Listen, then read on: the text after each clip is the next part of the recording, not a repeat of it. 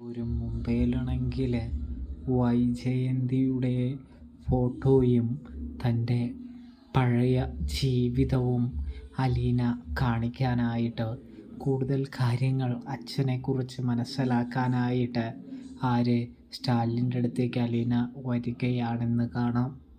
ഇതേ സമയം സ്റ്റാലിനാണെങ്കിൽ നല്ല രീതിയിൽ തന്നെ തൻ്റെ കെട്ടുന്ന കോട്ടയെല്ലാം കുടിച്ച് ഇങ്ങനെ ഇരിക്കുകയാണ്. അങ്ങനെ മുറിയിലേക്ക് കയറി ചെല്ലുന്ന അലീന പെട്ടെന്ന് തന്നെ ഇത് കാണുന്നത് കൊണ്ട് അലീനയ്ക്ക് അത്ര ദഹിക്കുന്നൊന്നുമില്ല. അലീനയാണെങ്കിൽ ഉടനെ തന്നെ അവിടെ നിന്ന് പോവുകയാണ് പിന്തിരിഞ്ഞ്. ഇതേ സമയം എന്താ മോളെ പോകുന്നത് എന്ന് ചോദിച്ച് സ്റ്റാലിൻ പിന്നാലെ ചെല്ലുന്നു. അവിടെ എൻ്റെ വളർത്തച്ഛൻ, എൻ്റെ ഇത്രയും നാളത്തെ അച്ഛൻ എന്നെ ഇങ്ങനെയൊന്നും സ്വീകരിച്ചിട്ടില്ല, എൻ്റെ മുമ്പിൽ ഇങ്ങനെയൊന്നും ചെയ്തിട്ടില്ല എന്ന് പറയുന്നു. മദ്യം അച്ഛൻ കഴിക്കുമെങ്കിലും വീട്ടിലോ പിന്നെ മദ്യപിച്ച് വീട്ടിലേക്ക് വരികയോ ഒന്നും ചെയ്തിട്ടില്ല എന്ന് പറയുന്നു. അതുകൊണ്ട് തന്നെ ഈ ശീലത്തോട് എനിക്ക് താല്പര്യമില്ല എന്ന് പറയുന്നു.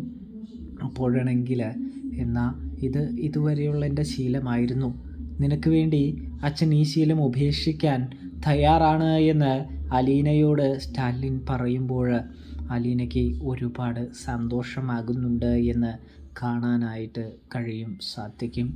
ഒടുവിൽ എന്തിനാണ് വന്നത് എന്ന് ചോദിക്കുന്നു. അങ്ങനെ രേവതിക്കുട്ടിയുടെയും ബബിതയുടെയും രോഹിത്തിൻ്റെയും ഫോട്ടോ കാണിക്കുന്നതിനിടയിൽ വൈജയന്തിയുടെ ഫോട്ടോ കാണാനായിട്ട് സ്റ്റാലിനിടയാവുന്നൊരു കാഴ്ചയും കാണാൻ സാധിക്കുന്നുണ്ട്. അപ്പോൾ റിവ്യൂ ഇഷ്ടപ്പെട്ടാൽ സബ്സ്ക്രൈബ് ചെയ്യാനായിട്ട് മറക്കല്ലേ കൂട്ടുകാരെ, പ്രിയ പ്രേക്ഷകരെ.